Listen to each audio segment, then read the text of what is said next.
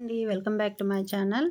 మనకి 2026వ సంవత్సరంలో జూలై నెలలో మనకి అమావాస్య ఎప్పుడు చూద్దామండి. ఇప్పుడు ముహూర్తం అయితే శ్రీ పరాభవనామ సంవత్సరం మనకి జ్యేష్ఠ మాసం కదండి. ఇప్పుడున్నాం 14వ తేదీ నుండి ఆషాఢంలోకి మనం ఎంటర్ అవుతాం అనమాట. అయితే ఆషాఢ మాసం వచ్చేస్తుంది.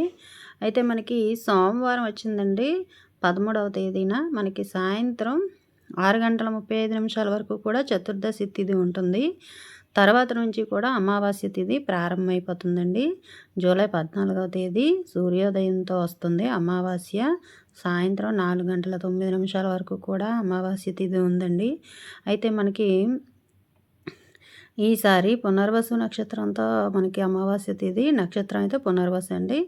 మంగళవారం ఆ రోజే మనం అమావాస్య తిథి ఉంది కాబట్టి సూర్యోదయంతో ఉండాలి కాబట్టి మనకి ఉదయాన్నేమో అమ్మవారి పూజ చేసుకోవచ్చండి. మంగళవారం వచ్చింది కాబట్టి అమ్మవారి పూజ చేసుకోవాలి.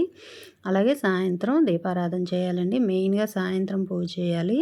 అంటే అమావాస్య రాత్రి పూజ చేసేవారికి 13వ తేదీన మృగశిర నక్షత్రంతో ఉంది.